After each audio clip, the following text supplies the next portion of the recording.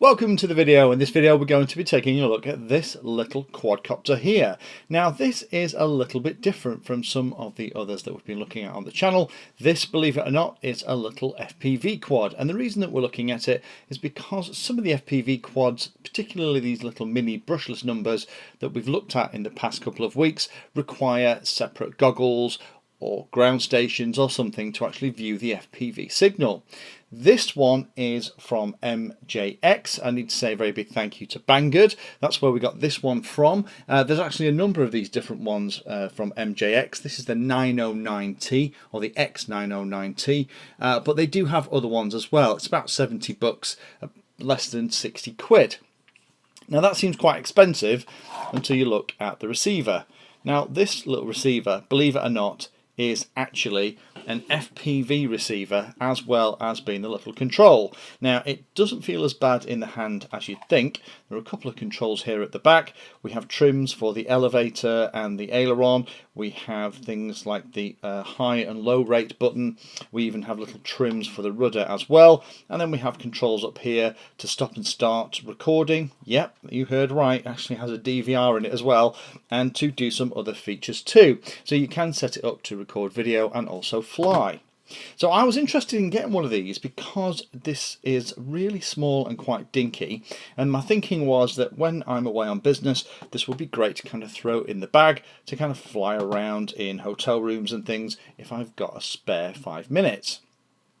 So what we're going to do in this video is, first of all, we'll unbox this thing and I'll show you what else you get in the box, because you get some other bits and pieces. We'll go through the features of the actual model itself, and then the radio transmitter and also FPV receiver, and then we'll do a little bit of a demo. I'll show you it also working with other FPV receivers that aren't part of this, and then finally I'll do kind of my last thoughts.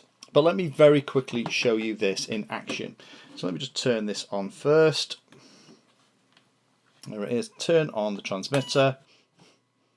Like the way it says no signal. It's actually not quite English, but look at that. It is actually a little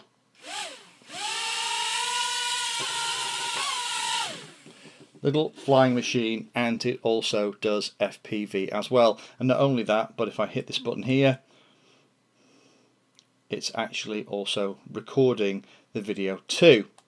So let me just show you what comes in the box, and then we'll go through the features of each of these pieces. So in the box itself you obviously get the model and you get the receiver and video transmitter.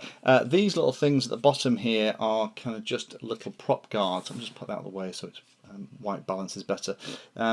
These are quite flimsy though, they don't not really protect it.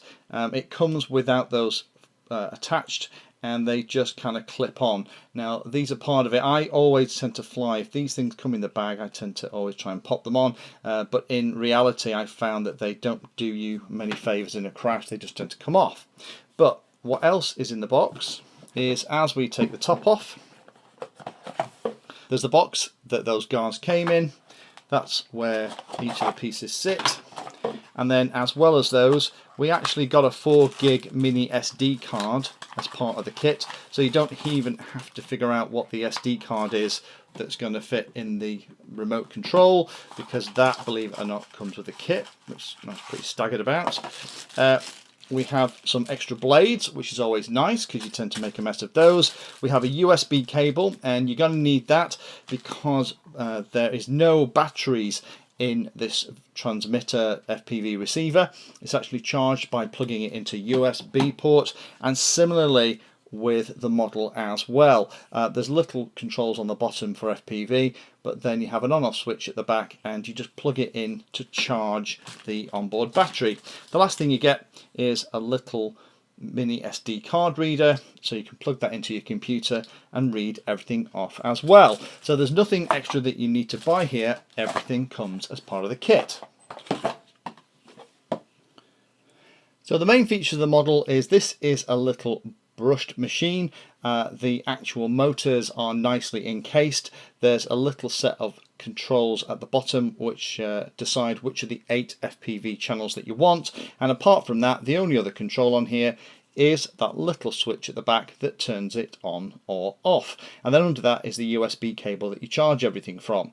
That is literally it. There's very little to play about with in here. It does have some little LEDs underneath, so if I turn it on again, while it's waiting for a bind, you get those flashing lights. If I turn the receiver on and it binds, those turn on. And then depending on what kind of mode you've got it in, depend if the lights are on solid or not. If they're on solid, it means you're in standard mode, which means that as you fly around, then each of the controls operate with respect to the direction of the model, whereas you do have also a headless mode as well. If we press and hold this button here, we go into headless mode. Those lights start to flash, and the way it works is that even if the thing is pointing directly towards or away from you, then the way it works is that it will always respond to the right hand stick as though it was pointing directly away, which is great for learning. Let me just talk a little bit more about this piece here. So this is the receiver. It has 8 different channels. I love the way it says no single. It's so close to being perfect English.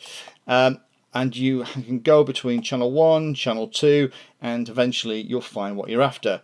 And you can even then flick through each of the individual modes as well. So you can also play back your recordings through this as well. Let's take it out of head-free mode because it's flashing away. There we go, we're back to normal. So I wasn't sure about what these 8 channels are that it's transmitting FPV on, so we did actually test it with some more traditional FPV equipment, and it works really nicely. The only thing is the field of view is a little bit narrow, so that is kind of in the middle. There's the FPV signal. I kind of bring my finger in, you can just see it there at the side, and similarly this side. Do it so you can see the screen. Just so you see the screen. You can see that the field of view is a little bit narrow for traditional FPV. Flying it around though is a lot of fun. It's quite stable. One thing I would say is I'd always calibrate it every time before you fly. Now to calibrate it, all you do is to hold each of the sticks down to the lower right hand corner and the lights on the model will flash. There we go, and once you've done that, I tended to find that it flies an awful lot nicer. The video that comes from the camera itself isn't bad at all, and you can fly FPV. That narrower field of view does make it trickier indoors, but flying in something like a back garden in very calm weather, still air ideally, is still good fun. The challenge is that unfortunately the flight time is pretty limited on this thing. There is a little problem in that because we can't swap the battery, we're kind of limited to the flight that we get on one individual charge. And that one individual charge, from the stuff that we've been doing here, it says it lasts about 6 minutes in the manual. Realistically, we've been getting anything between 4.5 and 5 minutes. And to recharge it takes up to 40 minutes from what we've been playing with here. And that means that after your 5-minute flight, you've got to wait 40 minutes before you can fly this little thing again. And that for us is a little bit of a deal breaker. For those of you that are looking at this to maybe continue to fly FPV indoors or to use as an FPV trainer, the ability to have separate batteries that you can swap out easily is something that you're going to need. Now there are bigger models that has exactly the same little cute receiver that give you the ability to swap those batteries out, and in hindsight that would have probably been a better choice for the kind of flying that we do here. But if you are interested in getting hold of a little FPV kit where you don't have to worry about batteries and you're happy to have a 40-minute turnaround time if you're flying, and you're also happy with a slightly narrower field of view than you might be used to with any other FPV equipment, then this is worth a look.